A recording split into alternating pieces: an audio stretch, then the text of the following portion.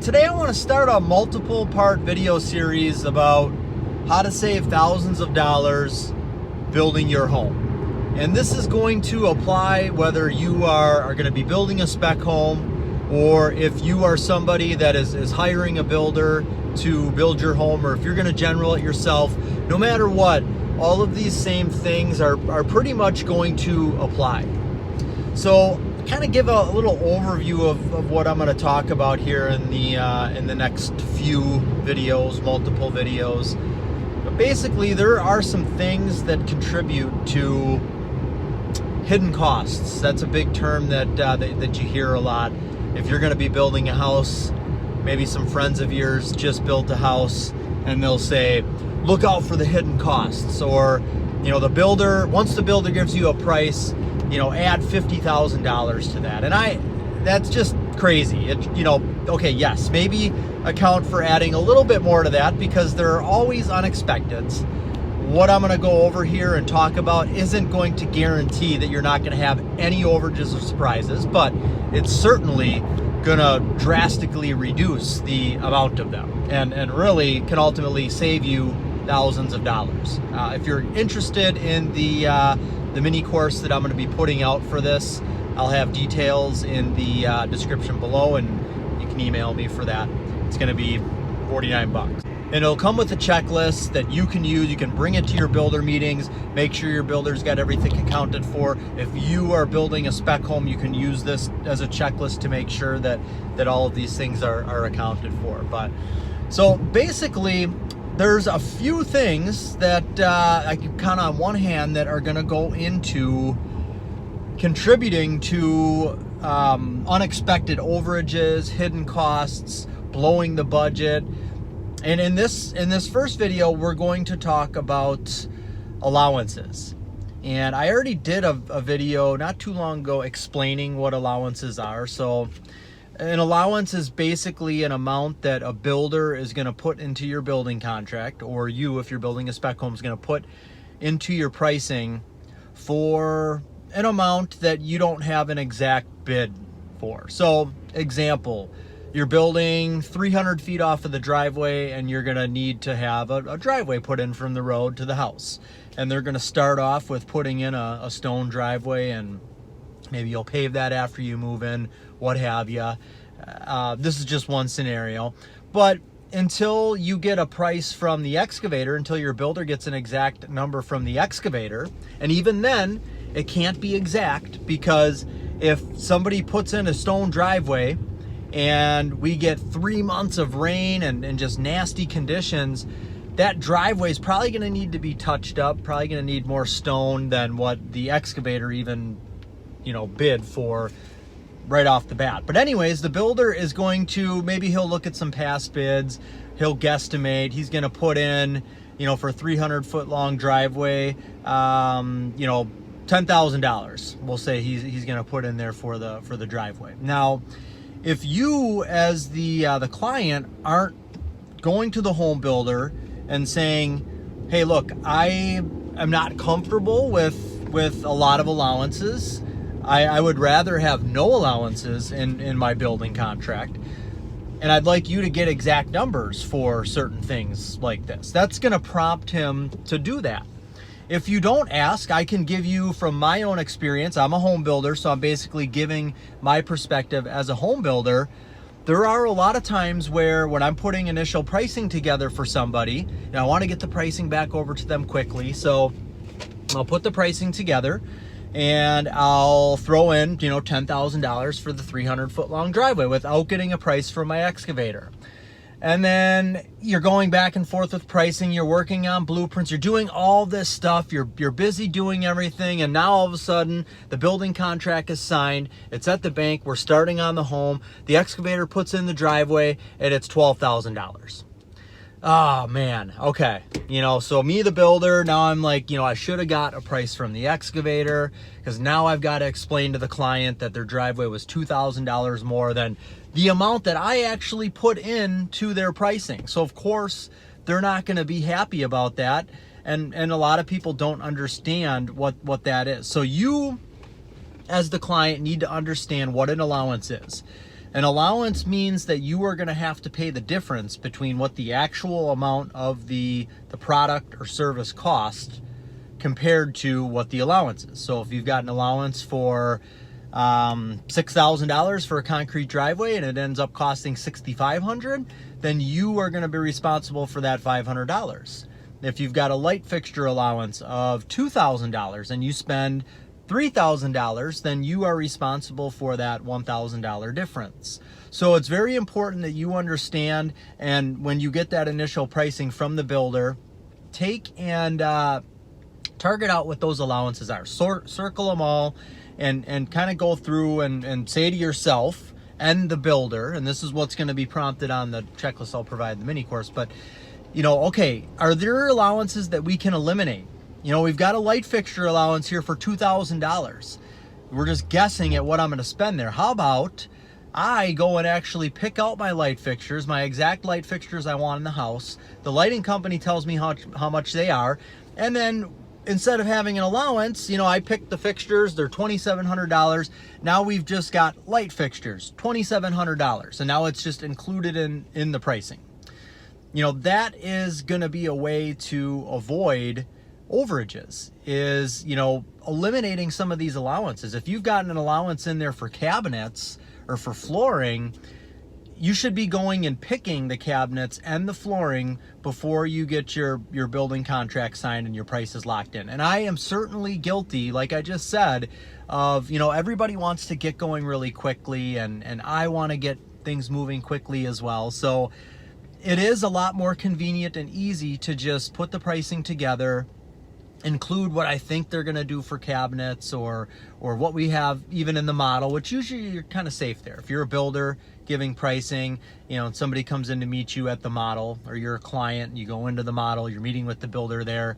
If he's pricing in, or if you, the builder, are pricing in all of these items that the clients are seeing there at the house, then there's a lot less room for, well, I thought I should have got this, or not having the proper amounts in there for things. But having an allowance for cabinets, for flooring, those are all things that you can actually go and pick out. And so there doesn't need to be an allowance. There doesn't need to be a guess for it. Because if you get your pricing back from the builder and there's 10 different allowances in there, and let's just say, your driveway allowance goes over by $2,000. You've got maybe a sewer and water hookup allowance. That goes over by, $2,000. You've got your cabinet allowance. You go over that by $4,000. You've got your flooring allowance. You go over that by $2,000. We're already at $10,000 that you have to pay out of pocket, because at this point, if these allowances are just left in the contract and you haven't gone and made selections, then you're responsible for paying that difference. And let me tell you, I've got a group on Facebook called New Home Building Q&A, so you can check that out if you are looking to get a home built or starting to research there. Back to the driveway that we talked about. Sometimes, if there's not a survey yet, I'm going to put in, and even the surveys are kind of tricky. So when it comes to a front lot line and where the street is, usually have about 25 feet between the front lot line and the street. If it's in a subdivision, maybe it's 15 feet. So if you're accounting for a driveway and the client tells you, or you tell your builder, hey, I've got a 50-foot setback in my subdivision, that doesn't mean that the driveway is actually going to end up being longer than that. Until you get an actual survey or you measure off the distance, you don't know what the exact length of that driveway is. So if you're putting in an allowance for a 50-foot long driveway, but in actuality, the home is 75 feet off of the road, well, there's going to be a discrepancy there in the allowance. So a lot of these allowances, again, can be avoided, or they can just get real specific. Because the builder, if you ask him to eliminate all of the allowances, let's go back to the stone driveway allowance, he can't eliminate that. He can't guarantee that you're not going to have settling issues with the stone and lots of rain that makes some of that stone disappear and need to be replenished. He can't guarantee that. So he's not going to be willing to just take out all of the allowances. But for the allowances that can be eliminated, light fixtures, flooring, plumbing fixtures, there's a kind of a common core of, at least when we do pricing, we've got we've got light fixtures, we've got flooring, countertop, we've got the some of the site improvements like dirt trucking, we've got the driveway, depending on if we're in a subdivision or not, mound or septic system, or sewer and water hookups, depending on the scenario, building permits, well. There's a lot of different allowances that are in the pricing. So if you can eliminate some of those or get more exact amounts on those, and really this is just going to prompt you to do that, because again, in most cases the builder's going to put together the pricing. They may just not be thinking about it they may miss something. They're human. There's not just a computer program that spits out the pricing according to everything that you, the client, said. So you need to hold the builder accountable and make sure that they are accounting for everything that could happen. You know, if they say, well, no, that's not going to happen, or we don't need that. Well, okay, why is that?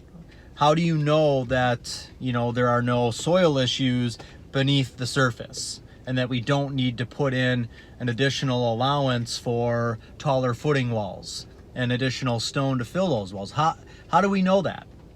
The builder's not going to know that. So that could be something that you could actually have a test hole dug on the property to determine what the soil is like underneath the ground. And that's something we'll talk about in another video, but that would be one of those things that you could do to double check and make sure that everything is accounted for. Because if you have everything accounted for to the best of everybody's ability, yours and the builder's, in your pricing, then there is going to be, if you do have overage, they're going to be controlled overages for the most part.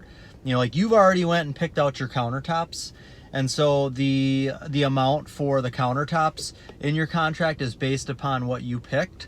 But then you decide, you know, right after the cabinet's going, you know what, I'm going to splurge. I'm going to go with that quartz that was $1,500 more. Well, you're controlling that. I mean, you know that's going to happen, and there could still be some unexpected expenses that come up, of course, but they're going to be far and few between, as opposed to just kind of going into this blind. And especially, I mean, if you're going to a builder to have a home built, and if you've never built a home before, or even if you did and it was, I'm sure it was more than a year or two ago, there's going to be things that you forgot.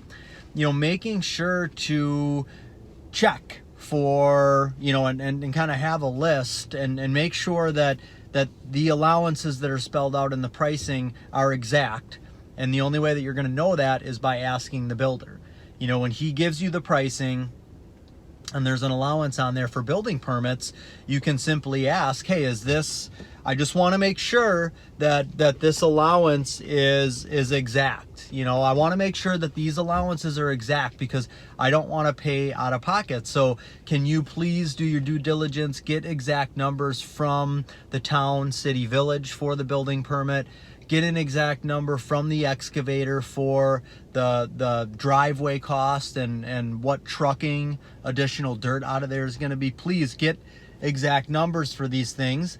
And for these allowances that you have in here, your flooring, your cabinets, your light fixtures, can you send me to those vendors? Can I make those selections now so that I can get exact prices for exactly what I want in the house and not have to pay an overage? So in the next videos, we'll get a little more in depth to this, but here's kind of a rundown of some of the things that contribute to unexpected overages and some of the things that can help take those away. So, you know, things like building permits, utility hookups, your gas and electric, sewer and water hookups, septic system and the type of septic system, the well and how deep the well is going to be, water softener, drinking water system, maybe an iron filter for your well, depending on the type of water that there is. Dirt trucking, this is a big one in subdivisions.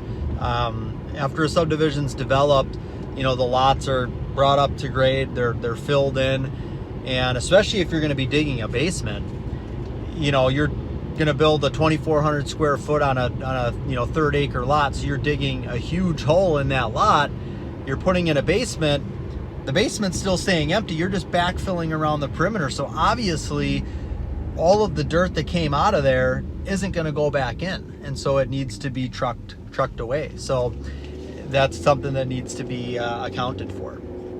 Test holes. So this is having test holes dug on the property to determine that we've got good compactable soil, where the water table is. You know, just making sure we're not going to run into issues down the road, things that if we know are there, we can account for by putting in an extra amount into our building agreement.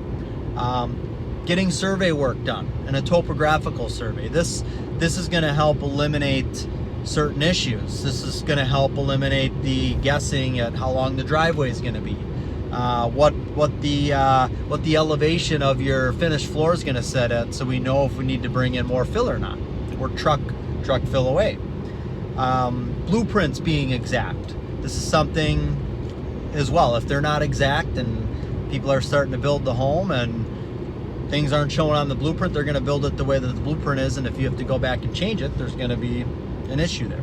Doing selections are going to eliminate a lot of this stuff as well. So that's just kind of the rundown of everything that I'm going to talk about in the continuing videos. And again, I'm going to have a mini course on all of these topics for $49, and I'm going to have a checklist that goes along with it, and it'll be available on a nice handy little app, so you can just pop it open on your phone, check out the videos, you can check out the checklist, or you can download it if you want. So it's real easy and convenient. You can listen to it through your Bluetooth, you can watch it, whatever you need to do there. Have a great rest of the day. I'll be back real soon with the next video for this series, and God bless.